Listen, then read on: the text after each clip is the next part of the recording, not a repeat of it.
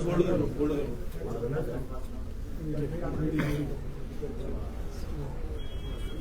आज बहुत महत्वपूर्ण बैठकें आपकी थी, क्या क्या निर्णय लिए गए? नहीं, आज टूरिज्म की हमारी बोर्ड की बैठक थी और टूरिज्म के बोर्ड में एडीबी के प्रोजेक्ट को स्पीड अप करने के लिए निर्णय लिया गया। और जो कुछ एक टूरिज्म डेवलपमेंट कॉरपोरेशन के होटल है, जैसे परमाणु का होटल है जो बंद पड़ा है, उसको आउटसोर्स पर देने की हमने बात की है कि इसको आउटसोर्स पर दे दिया जाए, ताकि टूरिज्म ने जो प्रॉफिट पिछले 2 साल से जो कमाया है, पहले ये 97 करोड़ होता था, फिर 103 करोड़ हुआ पिछले साल, और 78 से 103 करोड़ होता था। तो ये सब बैठकों में हमने चर्चा करके 109 करोड़ कमाया और पहली बार टूरिज्म डेवलपमेंट कॉरपोरेशन प्रॉफिट में आया है। और ये इसके लिए हमारे जो साथी है वाली जी इसमें मेहनत कर रहे हैं। और इन्होंने एक और ऐतिहासिक फैसला किया कि जो परचेजिंग होगी टूरिज्म डेवलपमेंट कॉरपोरेशन की, वो through food and civil supply होगी। इस दृष्टिकोण से टूरिज्म की बैठक थी कॉरपोरेशन की। फिर उसके बाद हमारी हेलीपोर्ट्स कहाँ बनने उसके संदर्भ में बैठक थी। और इस दृष्टिकोण से एयरपोर्ट का जो एक्सपेंशन था, उसमें तीनों एयरपोर्ट के एक्सपेंशन की बात पर चर्चा हुई, क्योंकि हमारा जो सरकार का जो प्राइमरी थ्रस्ट है वो कुल्लू, शिमला और कांगड़ा के एयरपोर्ट को बड़ा करने में है। कांगड़ा की तो लैंड एक्विजिशन स्टार्ट हो चुकी है, लेकिन शिमला के एयरपोर्ट को अगर टूरिज्म को और डेवलप करना तो कैसे आगे बढ़ा जाए, इस दृष्टि से चर्चा की गई। हिमाचल प्रदेश को एडीबी का प्रोजेक्ट मिलना है टूरिज्म का? नहीं, हिमाचल प्रदेश को एडीबी का प्रोजेक्ट मिल गया और उसका कार्य हमने शुरू किया है कि जो प्रोजेक्ट में बनने हैं, जैसे नगर कैसल का मैंने फाउंडेशन स्टोन रख दिया, बाबा बालकनाथ का भी फाउंडेशन स्टोन रखने जाएंगे, उस पर काम तीव्र गति से हो रहा है। सर, जयराम ठाकुर ने आपके 2 मंत्रियों को हटाने की मांग की है। उनका कहना है कि सैनिकों के खिलाफ और देश के खिलाफ बयान दिया है दोनों मंत्रियों ने। देखिए, जयराम ठाकुर जी तो जिस दिन यहाँ एक राष्ट्रभक्ति की बात आ रही थी, उस दिन तो वो नाच कर रहे थे, उस दिन तो डांस कर रहे थे। तो उनको भी सोचना चाहिए कि जब आप नाचते हो और पूरा देश गम में डूबा हुआ था, उस दिन राष्ट्रीय शोक था, उस दिन तो वो नाच रहे थे। तो इस प्रकार देशभक्ति उन पर उंगली उठा रहे हैं जिन लोगों ने इस देश की एकता और अखंडता के लिए अपने प्राणों का बलिदान दिया, जिस विचारधारा ने इस देश को मजबूती प्रदान की। इस देश में 2 प्रधानमंत्री जिस कांग्रेस की विचारधारा ने इस देश की एकता और अखंडता के लिए बलिदान कर दिया, ऐसा उदाहरण पूरे विश्व में नहीं मिलता। और एक मुख्यमंत्री का हमने बलिदान दिया है, लाखों कार्यकर्ता हमारे छत्तीसगढ़ में बलिदान दिया है। तो इस प्रकार की बात उठाना उनका अच्छा नहीं लगता, लेकिन उनको एक आदत पड़ गई है, मीडिया फीवर हो चुका उनको, वो मीडिया के बगैर रह नहीं सकते।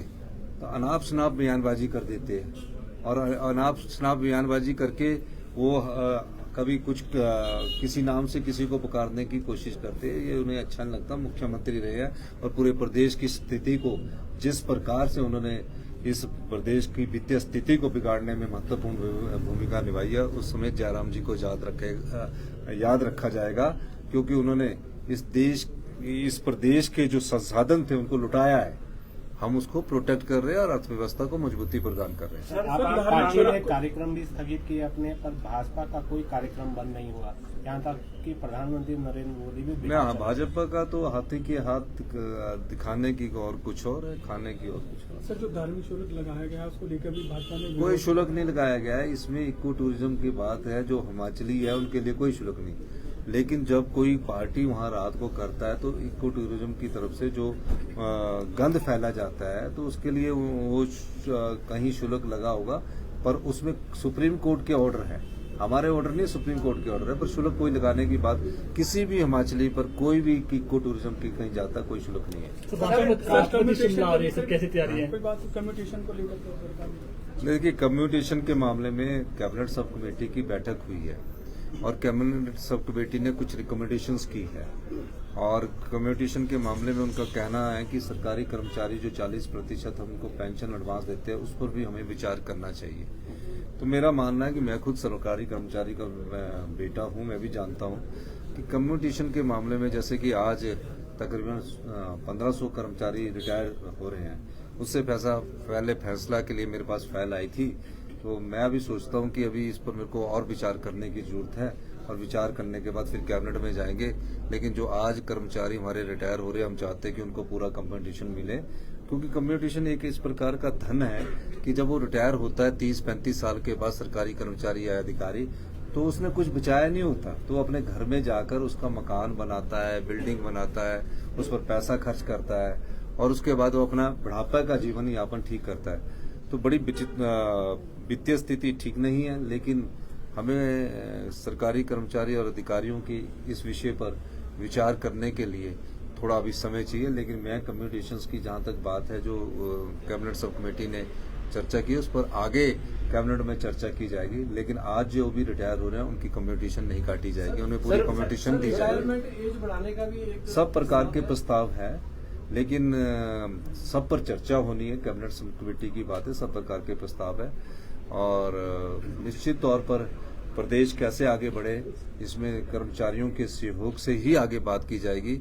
और जो भी कार्य किया जाएगा, जो भी हमारे कर्मचारी अधिकारी है, हमने तो उन्हें और लाभ हमने सुरक्षित भी रखने हैं। ऐसा नहीं है कि उनके लाभ सुरक्षित नहीं रखने, उनकी कम्युनिकेशंस को भी हमने सुरक्षित रखना है। लेकिन विचार विमर्श सभी कर्मचारी और पर होगा, तभी हम आगे बढ़ेंगे। इस दृष्टि से हमारा सोच बनती है, और मेरा ये मानना है कि अगर रिटायरमेंट की भी एज बढ़ानी पड़ेगी तो वो भी कैबिनेट में चर्चा होगी। कैबिनेट में चर्चा के बाद ही हम आगे इसमें बढ़ा जा सकता है, और किन परिस्थितियों में बढ़ानी आएगी उसकी पूरी प्रेजेंटेशन होगी। लेकिन दूसरी तरफ हमें रोजगार के साधन भी उपलब्ध करवाने हैं, युवाओं को भी ध्यान में रखना है। तो अभी इसमें कोई फैसला नहीं हुआ है, जो सब कमेटी ने फैसला किया, अभी कोई मैंने फैसला नहीं किया है। लेकिन इस प्रकार हमारे पास कैबिनेट नोट आए, हम आगे आने वाले समय में उसको और विचार करेंगे। और विचार इस आधार पर किया जाएगा कि जहां रोजगार के अवसर भी कम ना हो, और विचार करना नहीं करना है वो भी कैबिनेट ने ही फैसला करना है। तो अभी राष्ट्रपति दौरा फाइनल हो गया सर? हाँ, 5 मई का राष्ट्रपति का दौरा फाइनल है, और पर क्या परिस्थितियां होती है उसके हिसाब से हमें सर कमर्शियल व्हीकल्स में आपने धर्मशाला के लिए सर डिपार्टमेंट जा रहे हैं सर यहाँ से? देखिए डिपार्टमेंट कोई नहीं जा रहा जी। ये जो कारपोरेशंस बोर्ड के जो कमीशंस के ऑफिस है सर उनको भेजने का हमारा है। जैसे विभाग है, विभाग तो सचिवालय राज्य यहाँ है, तो कैसे जाएगा जी। हाँ। सर कमर्शियल व्हीकल्स में आपने जो है वो कार बिन के लिए कहा है कि डस्टबिन होना नहीं, चाहिए। वो हमने कहा कि कई बार क्या है, हिमाचल प्रदेश के प्राकृतिक सौंदर्य के साथ हमें स्वच्छता का भी ध्यान रखना है, और हिमाचल प्रदेश की संस्कृति में स्वच्छता प्रथम स्थान पर रही है। तो हमने कहा कि जो अभी दुकानदार है वो जो अपना छोटा सा डस्टबिन जरूर रखे, और वो वहाँ खाना पीना, ताकि वो हमारी प्राकृतिक सौंदर्य को नुकसान न पहुंचाए।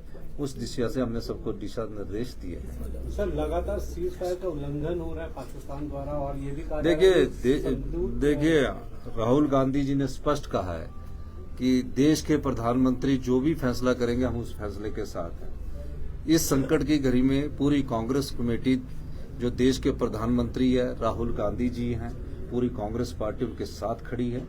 जो भी आतंकवाद से लड़ने की जरूरत इस देश के इस सरकार को पड़ेगी, हमारी सरकार, हमारे नेता राहुल गांधी जी चट्टान की तरफ खड़े हैं। और हम सब लोग इस समय जो पहलगाम में घटना हुई है उससे हमें उन परिवारों के प्रति भी संवेदनशीलता है। लेकिन मैं ये कहना चाहता हूँ कि देश के प्रधानमंत्री जो फैसला करेंगे, हम हमारी पूरी कांग्रेस पार्टी और हिमाचल प्रदेश की सरकार उनके साथ खड़ी है। धन्यवाद।